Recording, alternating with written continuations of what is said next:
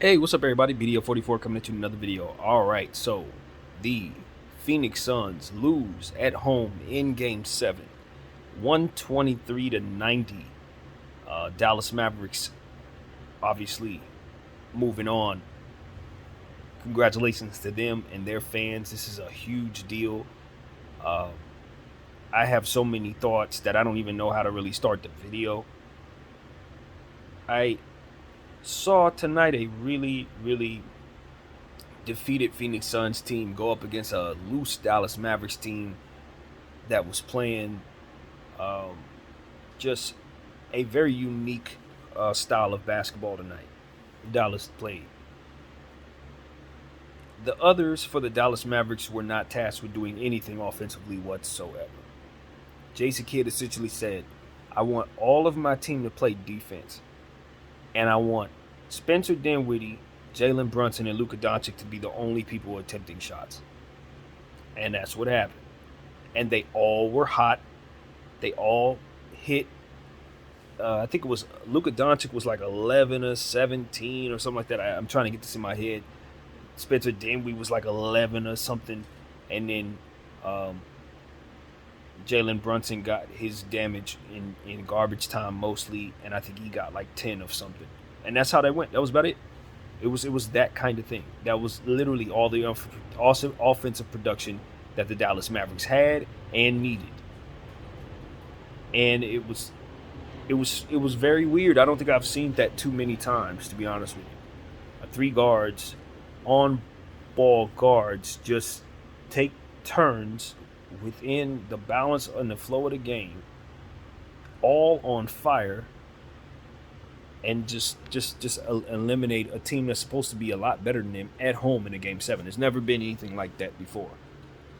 Never. Not like this. This spread, the difference was about 35 to 38 to 40 points the entire time. I said it. This game was over in my mind around the 4-minute mark of the second quarter. It was just evident to me at halftime that there was nothing left. Luka Doncic had 27 points. The Suns had 27 points as a team. That was it. The end. Devin Booker, all of them, everybody was horrible. For the Suns, nobody scored over 12 points at all. You look at up and down their roster, and it ain't a whole lot in any productive area whatsoever. It wasn't a whole lot to like other than the guys who came in at garbage time and had a nice plus minus because they were able to kind of put some points on the board in the second half, make the score look, somewhat like a normal blowout.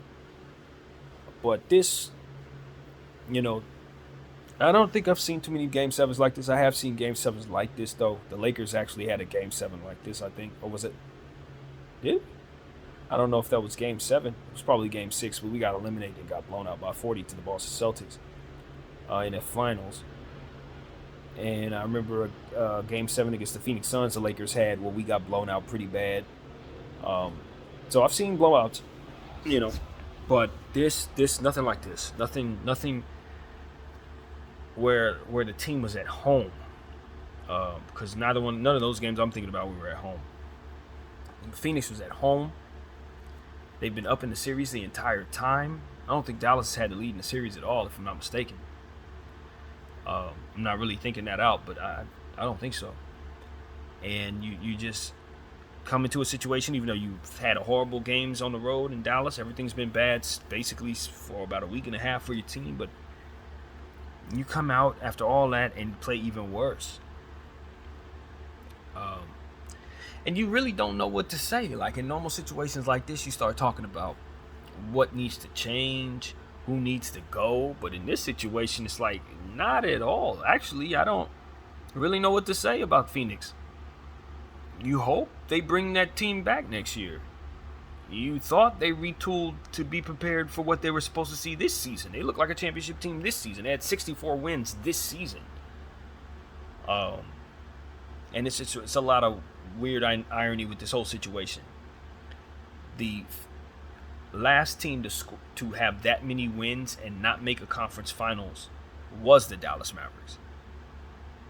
That happened when they got eliminated, being the 1 seed against the 8th seed Golden State Warriors, of whom they're about to see in the Western Conference Finals. So that'll let you know right there how inept this situation was for the Phoenix Suns, and the parallels of all of this, having these teams be a part of it.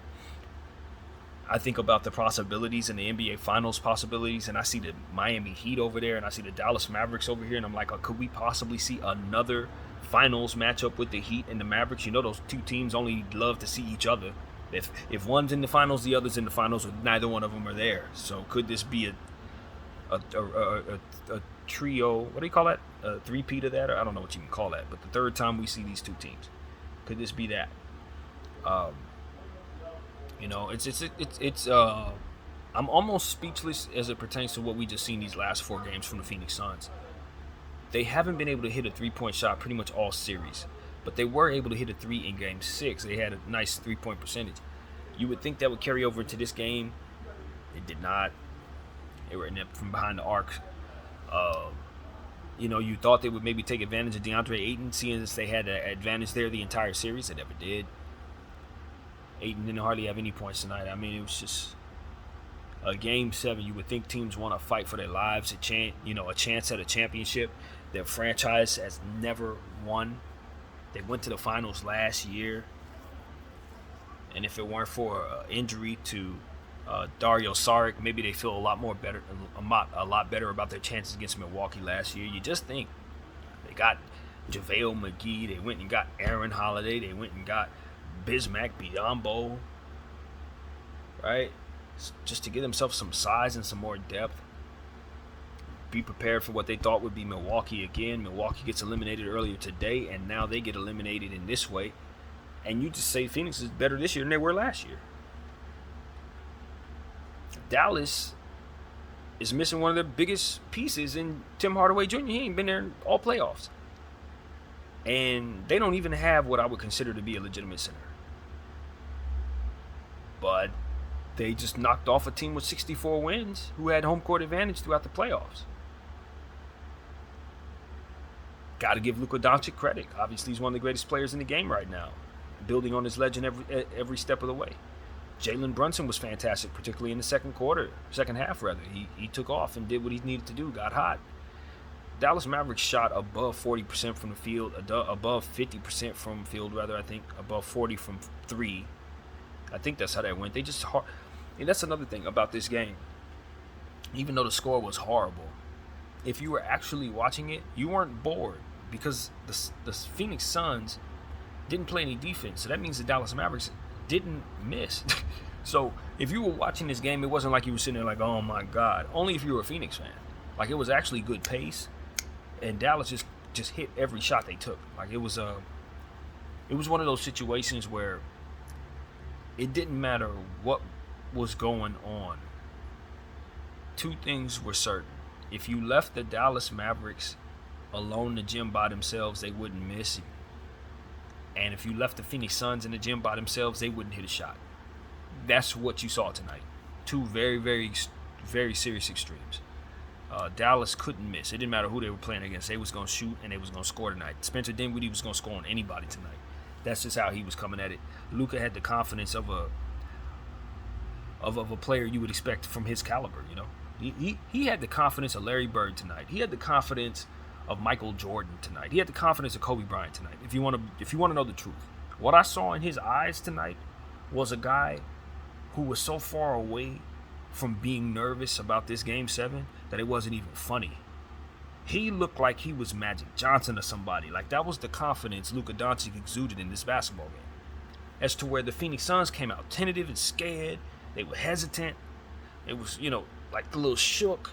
Luka Doncic came out so loose with it, like he was talking crap, like, I dare any of y'all to beat me, I know you're not. It was almost like he knew the score was going to be as it was before it even started. That was the energy that I got from him as the game progressed, as it started.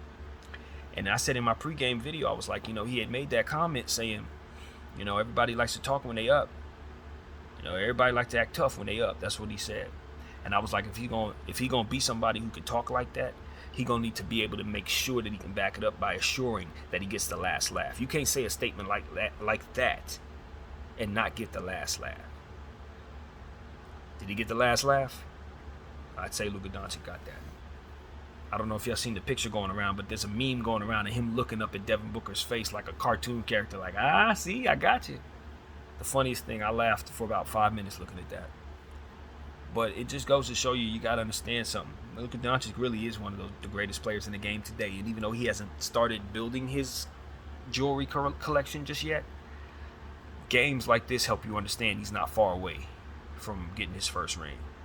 I don't know if he's going to get it this year. At this point in time, I don't doubt Dallas anymore, not after what I just saw right now. And judging from what I saw in Golden State in game, 6, when they got blown out looking like this, they look like Phoenix tonight. I don't know what to expect from these playoffs, but I know Dallas is going to be ready.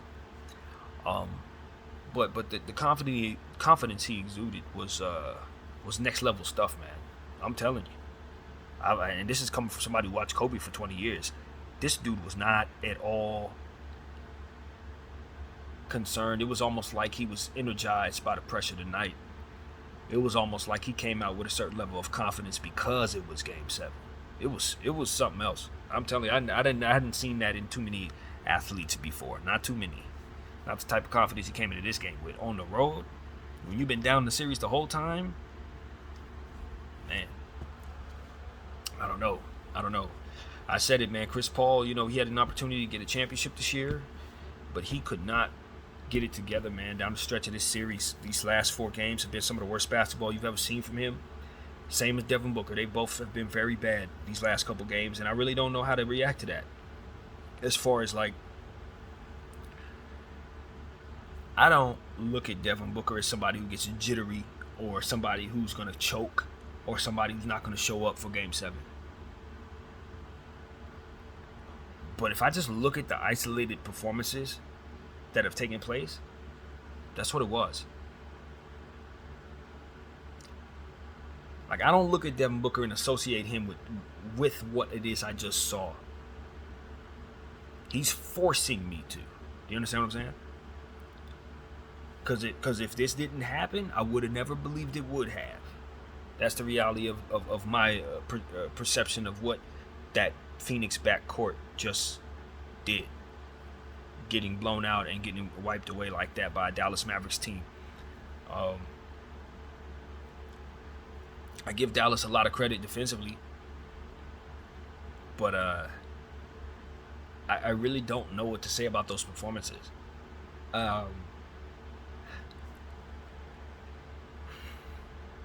Monty Williams is a heck of a coach, man. Coach of the year.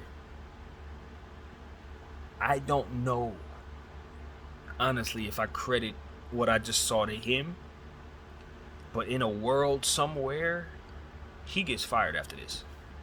In a world somewhere. I don't know if it's in the world we're in. Probably not.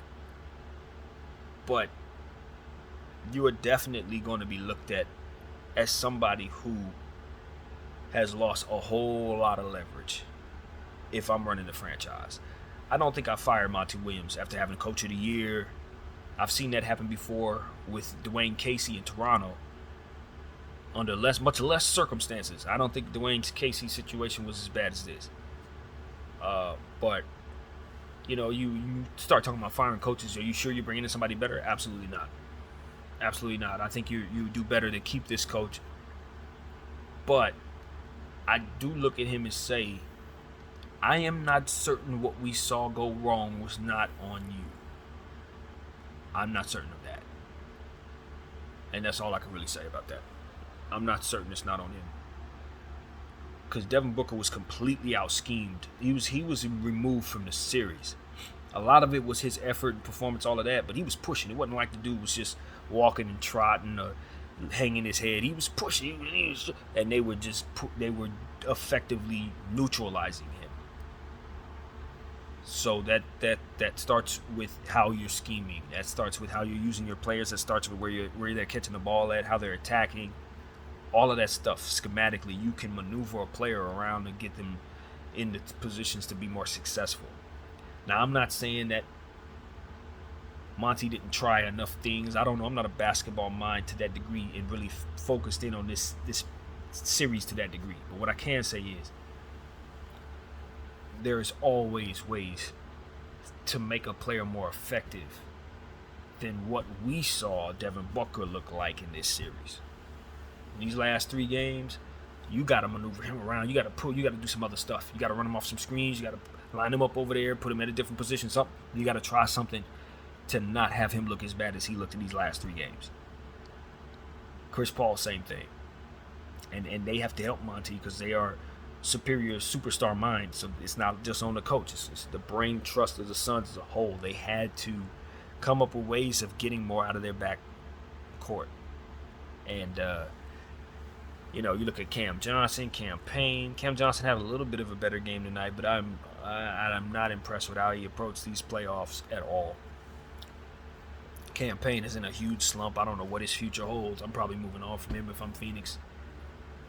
Because if I can't trust you in a Game 7 and I'm a championship team, but I know you can really play throughout the regular season, that means I can trade you for a piece that I trust. Simple as that. You can get me the piece I trust. So if I'm Phoenix, yeah, I'm retooling there.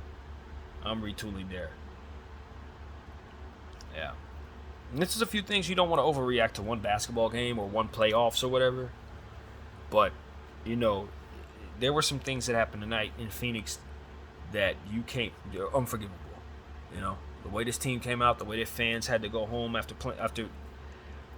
coming to the arena for Game 7, you just want to see some changes. Now, I'm a Laker fan, so we think differently. When we see stuff like this, we go out in the second round of Game 7 by 40, everybody should be getting fired. Our whole franchise fan base is screaming fire everyone under circumstances that you just saw.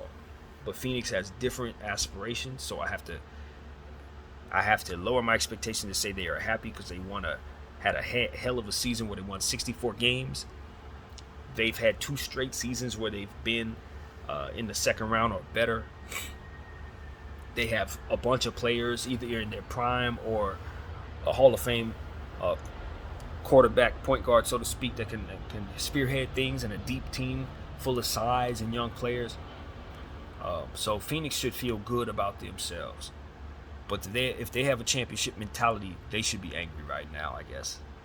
So that's my Laker fandom speaking. But all in all, I think Phoenix had a great year. They should be very proud of themselves.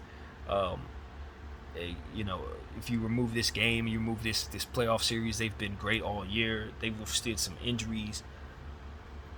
Ayton had a fantastic season. They go into the offseason healthy. So there's a lot of things to look at and say, okay, we're all right. But you just don't want your season to end like this. You don't want your name associated with a loss like this. This is something that never comes off of your record. This is something where if you're Devin Booker 15 years from now, they're still mentioning this. Do you understand what I'm saying? Like, this is that type of loss. So, and if you look at Doncic, this is one of them career-defining wins. We're going to be talking about this win, along with anything else he does after this, as one of the great moments of his career, where he showed all of us that he's one of the great players in this game. But we already knew that here on this channel. That's why we call him Luka the Don, baby. We know what time it is. At the end of the day, now you got to move on from Phoenix, and we're looking toward to another series. Of course, I'm going to get back to you guys on those games coming up. I didn't really want to break down the stats from this particular Game 7. It's useless. It was a blowout. 3 players scored for Dallas, and nobody did nothing for Phoenix. That's all you really need to know. And that's pretty much it, man. I've enjoyed these playoffs, man. This was a very good series. I can't believe Dallas won it. I did not pick them to win it. I had them losing in 5. They've made me look like a fool, and I don't have a bad feeling about it because I like what they've done here. And, you got to respect the Dallas Mavericks. You got to respect them. Luka Doncic is real. Jalen Brunson is real. And they play some real defense, man. Dorian Finney-Smith is going to be a problem for the Golden State Warriors. Draymond Green and them, they're going to have to play hard if they want to beat this team. If the Golden State Warriors play like they did in Game 6, you're going to see Dallas Mavericks in the finals. So, that's really what it is, man. Bye-bye, Phoenix. Congratulations, Dallas. Let's move on to the conference finals, baby. It's BDF 44. I thank you all for rocking with me all playoffs long. I'm out.